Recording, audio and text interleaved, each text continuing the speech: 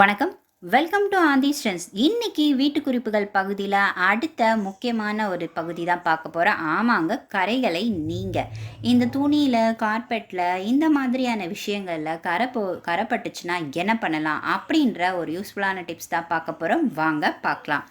கார்பெட்டில் கரைகள் போக அதன் மீது ஒரு உருளைக்கிழங்கை தேய்க்க வேண்டும். நன்றாக உலர்ந்த பிறகு மிருதுவான பிரஷ் கொண்டு லேசாக தேய்க்கவும்.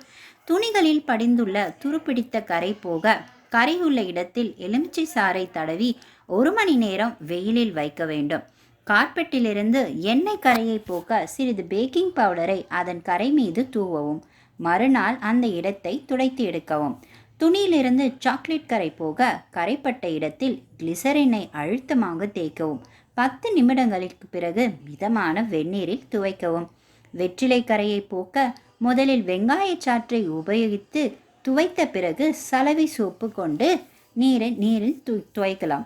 கார்பெட்டின் மீது நாற்காலில் சோப்பாக்கள் வைத்தால் ஏற்படும் பள்ளங்களை போக்க கார்பெட்டில் ஈரத்துண்டை போடவும்.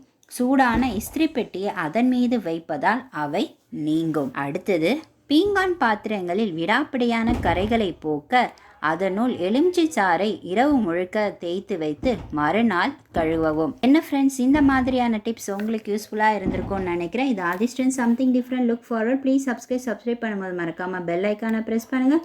உங்களோட லைக்ஸ் கமெண்ட்ஸையும் போஸ்ட் பண்ணுங்கள். Have a nice day.